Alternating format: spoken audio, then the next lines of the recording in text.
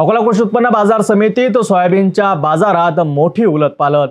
आवक घटली असताना सोयाबीनचे भाव गगनाला भिडले आहेत. सरासरी 4170 रुपये तर किमान 4310 रुपये प्रति क्विंटल पर्यंत दर पोहोचले आहेत.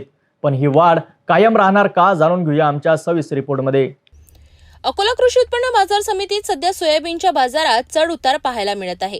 गेल्या काही दिवसांपासून सोयाबीनची आवक सातत्याने घसरत आहे.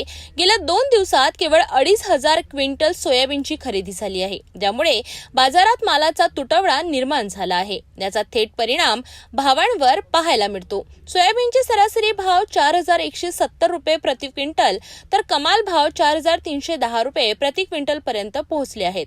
विशेष म्हणजे सोमवारच्या तुलनेत मंगळवारी सोयाबीनच्या दरात 40 रुपयांची वाढ झाली आहे. यंदा सोयाबीनच्या उत्पादनात घट आणि आंतरराष्ट्रीय बाजारातील मागणी यामुळे भाववाढीला पाठबळ मिळत आहे. तज्ज्ञांच्या मते जर आवक असंच कमी राहिली तर येत्या काळात सोयाबीनचे भाव आणखी वाढण्याची शक्यता आहे. मात्र हवामानातील बदल आणि बाजारातील अनिश्चितता यामुळे शेतकऱ्यांमध्ये साशंकता आहे. आंतरराष्ट्रीय बाजारातही सोयाबीन आणि सोया तेलाच्या किमतीत सुधारणा दिसून येत आहे, ज्याचा परिणाम स्थानिक बाजारावर होत आहे. शेतकरी आता पुढील काही दिवसात भाववाढीच्या आशेने बाजाराकडे डोळे लावून आहेत. पण बाजारातील चढ उतार आणि मालाची गुणवत्ता यावर भाववाढ अवलंबून राहील, असं तज्ज्ञांचं मत आहे.